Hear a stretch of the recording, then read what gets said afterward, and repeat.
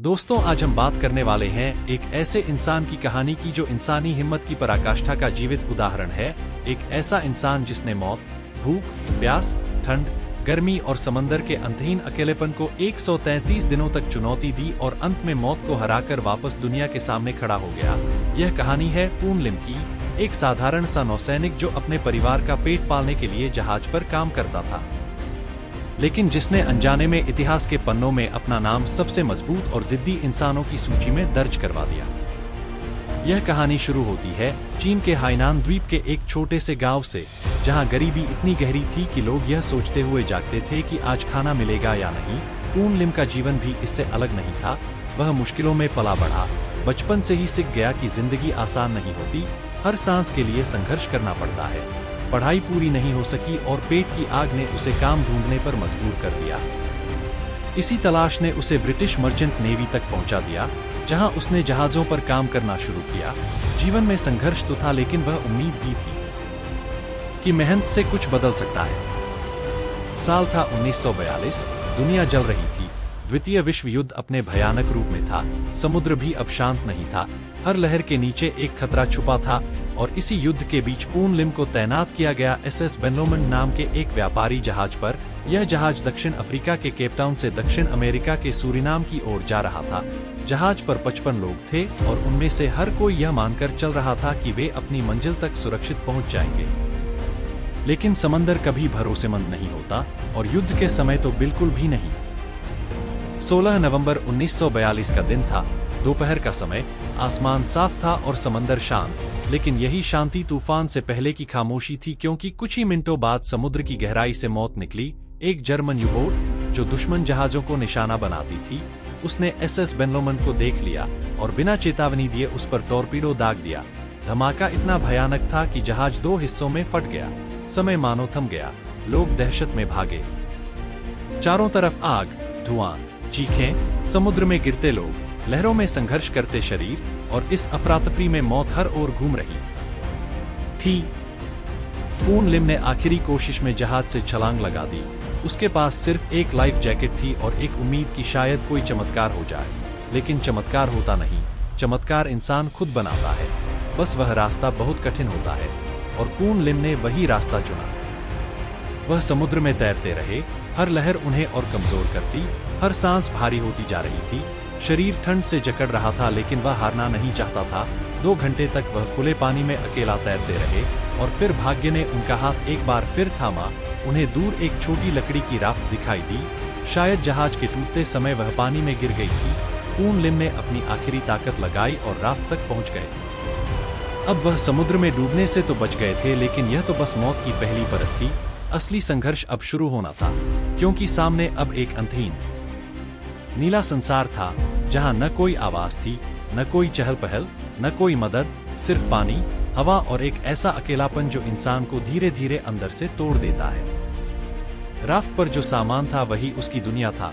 कुछ पानी की बोतलें, चॉकलेट की कुछ पट्टियां, थोड़ी सी चीनी, एक टूटी टॉर्च, कुछ बर्तन और एक फ्लेयर गन, जिससे वह संकेत देकर किसी जहाज को अपनी ओर बुला सकता था।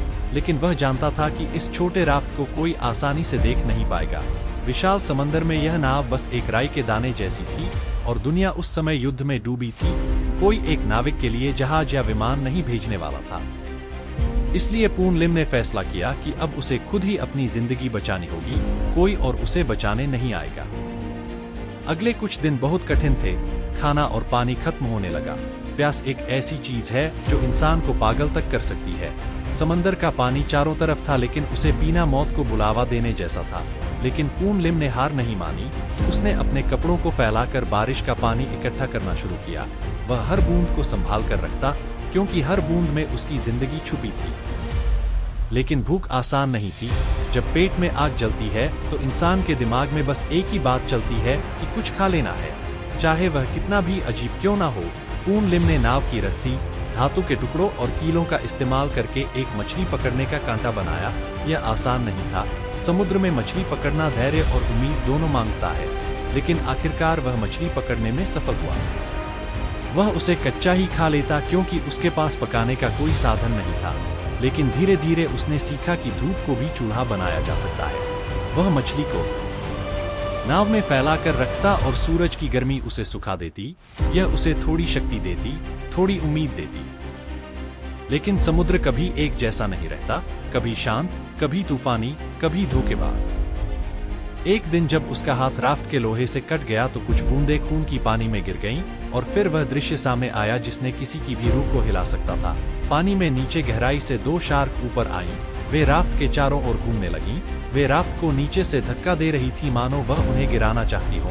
पूर्न लिम जानता था कि अगर वह पानी में गिर गया तो वह पल भर में खत्म हो जाएगा, इसलिए वह शांत बैठा रहा। उसकी सांसें तेज थीं लेकिन उसका मन स्थिर था। कुछ समय बाद शार्क चली गईं, लेकिन अब वह समझ चुका था कि यहाँ हर चीज उसकी दुश्मन है, यहाँ तक कि उसका खुद का शरीर भी, जो हर दिन कमजोर होता जा रहा था। दिन बीतते गए, 20 दिन, फिर 40 दिन, फिर 60 दिन। अब समय का एहसास खत्म होने लगा था। दिन और रात एक जैसे लगते थे। सूरज मानो उसकी त्वचा को जलाने का बदला ले रहा था और रातें उसकी हड्डियों को जमा देती थीं। और सबसे कठिन था वह खामोशी, वह सन्नाटा जहां न कोई आवाज, न कोई इंसान, न कोई मदद। इंसान को अकेलापन सबसे ज्यादा तोड़ता है और पूर्न लिम इस टूटने को हर रोज रोक रहा था। कई बार बड़े जहाज उसके पास से गुजरे, वह खड़ा होकर चिल्लाता, हाथ हिलाता, प्लेयर छोड़ता, लेकिन कोई मदद नहीं करता क्योंकि युद्ध का समय था और लोग यह समझते थे कि यह कोई जाल हो सकता है। और यह क्रूर सच है कि कभी कभी इंसान किसी को बचाने की कोशिश इसलिए नहीं करता क्योंकि उसे अपने लिए खतरा लगता है। यही दुनिया है। लेकिन पूर्न लिम ने हार नहीं मानी। उसके अंदर अब जिद थी। वह खुद से कह चुका था कि यदि मौत उसे हराना चाहती है तो उसे पूरी ताकत से लड़ना होगा।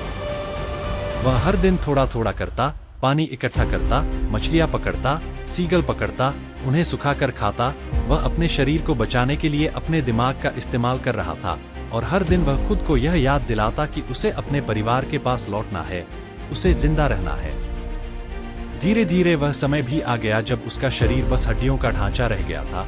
होंठ फट चुके थे, आंखें धंस चुकी थीं, लेकिन उसकी आत्मा हारने को तैयार नहीं थी।